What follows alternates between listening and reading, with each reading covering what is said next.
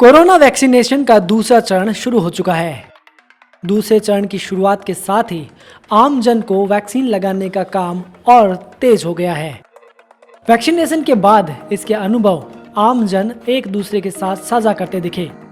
पहले फेज में वैक्सीन को लेकर लोगों के मन में कई प्रकार की भ्रांतियां थी, जिससे लोग वैक्सीन लगाने से डर रहे थे।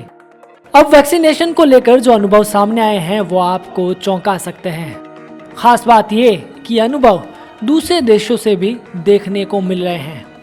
विदेशों के विभिन्न मीडिया प्रिंट में छपे एक सर्वे को देखा जाए तो लोगों की ऐसी कई बीमारियां जो लंबे समय से चल रही थी, कोविड वैक्सीन लगाने के बाद ठीक होती दिख रही है।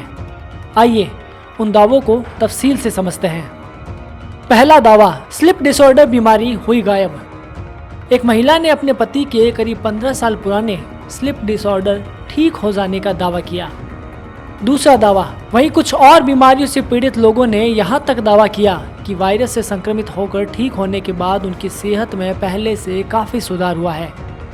तीसरा दावा, पैरों की अकड़न हुई दूर। एक विदेशी बुजुर्ग महिला की 6 महीनों पहले नी रिप्लेसमेंट सर्जरी हुई थी।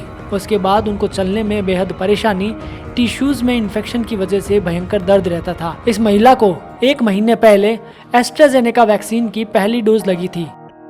ये महिला डेली मेल से बातचीत में कहती है कि अगली सुबह मैं उठी तो पैरों का दर्द और अकड़न गायब थी। मुझे यकीन नहीं हुआ।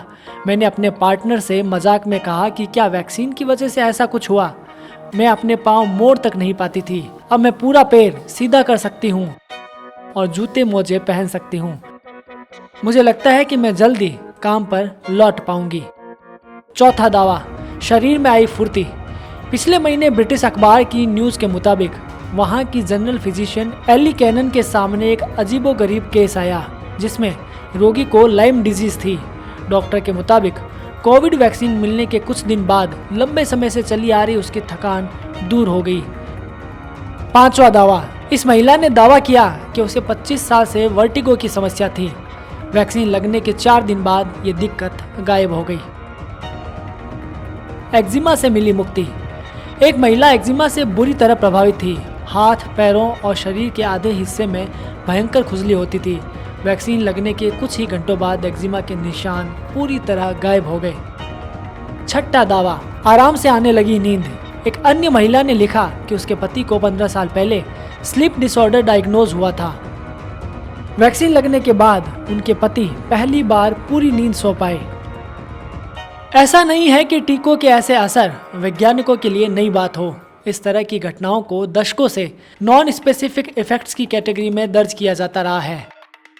70 और 80 के दशक में पता चला था कि चेचक के टीकों ने पश्चिमी अफ्रीकी देशों में बच्चों की मौत का खतरा 1/3 तक कम कर दिया था। पोलियो वैक्सीन को लेकर रूसी वैज्ञानिकों ने पाया था कि इससे फ्लू और अन्य इन्फेक्शन से 80% तक रोकथाम मिलती है। ग्रीक और डच रिसर्चर ने बीसीजी टीके से बुजुर्गों में आम इन्फेक्शन का खतरा कम होने के सबूत पाए हैं।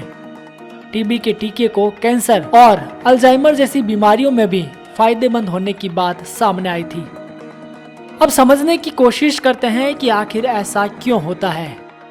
एक रिसर्च के मुताबिक इस प्रकार की भयंकर बीमारी के माहौल से मनुष्य हाई लेवल के तनाव में आ जाता है, जिससे उनके इम्यून सेल्स की इन्फेक्शन से लड़ने की ताकत कम हो जाती है।